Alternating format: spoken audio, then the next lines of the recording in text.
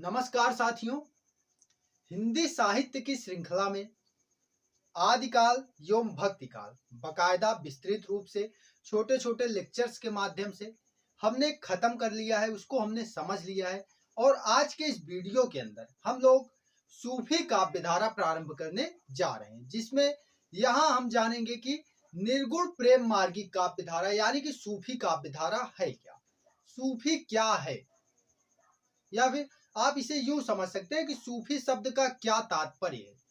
सूफी शब्द को लेकर विद्वानों के विभिन्न मत मिलते हैं हमें। हम यहाँ उन मतों को जानेंगे और हम यहाँ ये भी जानेंगे कि सूफी कौन थे। आप दूसरे अर्थ में ये भी कह सकते हैं कि यहाँ आप ये भी जानने जा रहे हैं कि सूफी कौन थे। तो इस संदर्भ में जैसा कि हमने बात की, कई मत हैं। पहला मत सुफा या सुफ से सूफी की उत्पत्ति मानता है।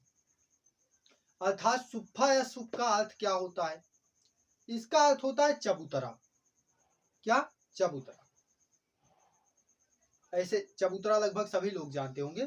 ऐसे ऊंचाई पर बना होता है, चौकोर सा या गोल सा, उसी पर लोग बैठते हैं, बातचीत करते हैं, यानी कि एक तरीके से बैठने का स्थान होता है। तो सुफा या सुफ से इसकी उत्पत्ति मानने वाले विद्वान मानते हैं कि इसकी उत्पत्ति हुई है चबूतरे से। अर्थात वे यह तर्क देते हैं कि मदीना मस्जिद के सामने चबूतरे पर एकत्र होकर परमात्मा का ध्यान करने वाले लोग ही सूफी कहलाए।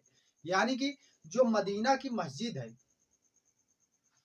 वहां के जो मस्जिद है उसके सामने एक चबूतरा हुआ करता था और उस चबूतरे पर बैठकर ईश्वर का ध्यान करने वाले, ईश्वर का मनन करने वाले जो संत थे वही सूफी कहलाए। ये तो रहा पहला मत। दूसरा मत क्या कहता है? कुछ विचारक सूफी सब शब्द से सूफी की उत्पत्ति मानते हैं। यानी कि सूफी की उत्पत्ति किससे? सब से, सा और फा से, सब से। इनके अनुसार आजीवन सफा अर्थात स्वच्छ एवं पवित्र जीवन व्यतीत करने वाले जो संत थे वही सूफी कहलाए। यानी कि सब शब्द का तात्पर्य है स्वच्छ एवं पवित्र, और इनके अनुसार जो संत आजीवन स्वच्छ एवं साफ सुथरा जीवन व्यतीत करते थे वही सूफी थे। यानी कि ईश्वर में ध्यान लगाए रहते थे, किसी का बुरा नहीं चाहते थे, वही क्या थे? सूफी थे। तीसरे मत के अनुसार सफा शब्द जो कि निष्कपटता से संबंध रखता है, निष्कपट भाव का प्रतीक है, इससे जो है सूफी शब्द की उत्पत्ति मानते हैं। अतः सूफी ऐसे संत होते हैं जो न केवल परमात्मा के प्रति निश्चल भाव रखता है बल्कि सभी प्राणियों के साथ समान व्यवहार करता है। यानी कि वैसा ही अनुराग रखता है जैसा ईश्वर के प्रति रखता है। वही कौन है? वही सूफी है। अगला मत जो चौथा मत है, उसके अनुसार सूफी शब्द की उत्पत्ति सोफिया शब्द से हुई है। किससे? सोफिया से, जिसका अर्थ होता है ज्ञान। क्या होता है? सोफिया का अर्थ क्या होता है? ज्ञान। क्या होता है? ज्ञान। जो इस ज्ञान की, यानी कि इस ज्ञान की विशेषताएं निर्मलता में निहित है। और ये जो सूफियों का ज्ञान है, इसका जो विशेष गुण है वो क्या है? निर्मलता है। और इस व्युत्पत्ति के अनुसार निर्मल प्रतिभा संपन्न व्यक्ति, जिसके मन में, हृदय में निर्मलता हो, सभी को लेकर समानता हो, किसी के प्रति छल कपट ना हो, वही कौन है? वही सूफी है। पांचवा मत क्या कहता है? इस मत को मानने वाले विद्वान सब शब्द से, यानी कि अभी हमने देखा सब शब्द से उत्पत्ति हमने देखी थी दूसरे मत में, लेकिन यहाँ पर सब शब्द से उत्पत्ति तो मानते हैं विद्वान, लेकिन इसका अर्थ कुछ और देते हैं। और क्या अर्थ देते हैं? वे यह अर्थ देते हैं कि सबसे आगे की पंक्ति अथवा प्रथम श्रेणी। सब शब्द का तात्पर्य क्या बताते हैं? सबसे आगे की पंक्ति या प्रथम श्रेणी, अर्थात ईश्वर के दरबार में सबसे आगे की पंक्ति में खड़े किए जाने वाले लोग या फिर ईश्वर के सबसे प्रिय लोग ही कौन थे? सूफी थे। अगला मत जो है वो सुफाह से, किससे? सुफाह से सूफी की उत्पत्ति मानता है। अर्थात सांसारिकता से विरत होकर ईश्वर की सेवा करने वाले, ईश्वर की सेवा में रत रहने वाले जो संत थे वही सूफी थे। तो इस तरीके से हमने यहाँ पर 6 मत जाना। अब 7वें मत की ओर बढ़ते हैं। 7वां मत क्या है? बनु सूफा। क्या? बनु सूफा। बनु सूफा से उत्पत्ति मानने वालों का मत है कि ये जो बनु सूफा है एक प्रकार की घुमंतु प्रजाति है और इसी घुमंतु प्रजाति के लोग ही सूफी कहलाए, ऐसा इस मत को मानने वाले विद्वान तर्क देते हैं। और सूफी शब्द की उत्पत्ति सूफ शब्द से भी मानी जाती है। किससे? सूफ शब्द से। अभी हमने सूफ देखा था, अब क्या सूफ है, ठीक है, जिसका अर्थ है ऊन। सूफ का अर्थ क्या है? ऊन। और इस मत के अनुसार मोटे सफेद ऊन के कपड़े पहनकर परमात्मा में लीन रहने वाले, उसके प्रेम में मगन रहने वाले जो लोग थे, जो व्यक्ति थे, वही क्या है? वही सूफी है। और डॉक्टर राम पूजन तिवारी भी सूफी शब्द की उत्पत्ति सूफ शब्द से ही मानते हैं। अब जान लेते हैं कि आचार्य रामचंद्र शुक्ल क्या मत देते हैं, उनके अनुसार सूफी कौन है।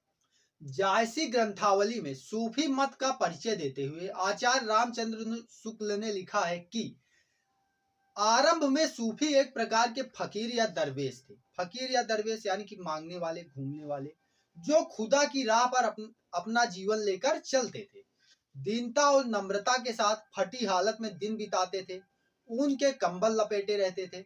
कुछ दिनों तक तो इस्लाम की साधारण धर्म शिक्षा के पालन में विशेष त्याग और आग्रह के अतिरिक्त कोई नई बात इनमें नहीं दिखाई देती थी, यानी कोई अलग से विशेषता नहीं दिखाई देती थी। क्या मानते थे ये लोग? इस्लाम को ही मानते थे। किंतु जैसे जैसे ये साधना के मानसिक पक्ष की ओर अधिक बढ़े, इस्लाम के बाह्य विधानों के प्रति उदासीन होते गए और अंतःकरण की, मन की पवित्रता और प्रेम को प्रमुखता देने लगे और बाह्य आडंबरों का विरोध करने लगे। यानी कि इन्हें मूल ज्ञान मिल गया कि प्रेम ही यहाँ पर मूल है, वही जड़ है। और इस प्रकार हमने यहाँ पर कई सारे मतों को जाना। और सूफी के लक्षण क्या है, यानी कि सूफी संतों के लक्षण क्या है, सूफी का लक्षण क्या है, सूफी काव्य धारा का लक्षण क्या है, इसे हम कैसे परिभाषित कर सकते हैं? तो इसे हम कुछ इस प्रकार परिभाषित कर सकते हैं। जैसे कुछ पॉइंट्स लेते हैं कि भीतरी तत्वों पर बल देते थे ये सब। किस पर? भीतरी तत्व पर। जैसा कि हमने देखा आचार्य रामचंद्र शुक्ल भी कहते हैं कि ये बाहरी आडंबरों को समय के साथ त्याग चुके थे, तो वही करते हैं, ये भीतरी तत्वों पर बल देते हैं, जिसका प्रतिपादन वे मनसा वाचा कर्मणा करते हैं, यानी कि मन से, वाणी से और कर्म से करते हैं। यानी कि भीतरी तत्वों पर बल देते हैं और इसी का प्रतिपादन वे करते हैं। किससे? अपने मन से, वाणी से और कर्म से। व्यक्तिगत साधनारत रहते हुए भी लोक की अनदेखी नहीं करते। हम इनके साहित्य में भी देखते हैं कि लगभग जितना साहित्य मिलता है सारा लोक विधान का साहित्य है, लोक साहित्य है, जहाँ पे हिंदू परिवारों की कथाएं प्रमुखता से ली गई हैं और उसी को लेकर, लोक प्रचलित कथाओं को लेकर इन्होंने अपनी कथाएं गढ़ी है। और एक ही कथा लेकर कई सूफी संतों ने रचना की है, जिनके संदर्भ में ये भी कहा जाता है कि आदि अंत सब एक समाना। ये वाली पंक्तियां आपने सुनी होंगी।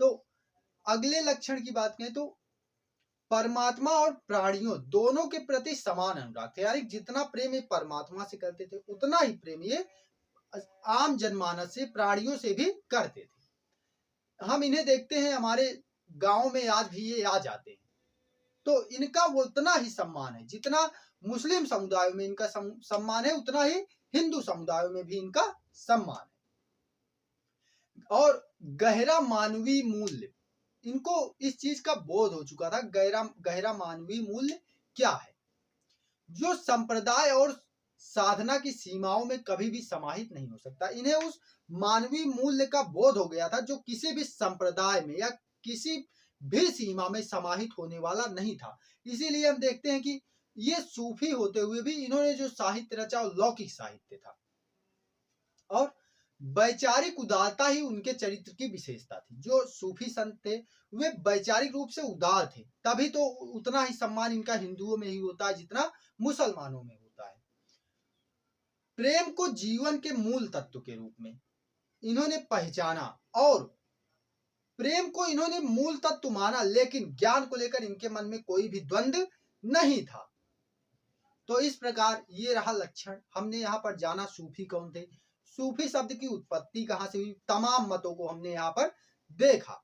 इसके बाद अगले वीडियो में हम बात करेंगे सूफी मतों पर और संप्रदायों पर, यानी कि कौन कौन से मत हैं, कौन कौन से संप्रदाय हैं। इस पर चर्चा हम अगले वीडियो में करेंगे। मिलते हैं अगले वीडियो के अंदर। अगर आप भक्ति काल और आदिकाल देखना चाहें तो प्लेलिस्ट में डिस्क्रिप्शन में प्रोवाइड कराऊंगा, आप जाकर जरूर देखिएगा। धन्यवाद।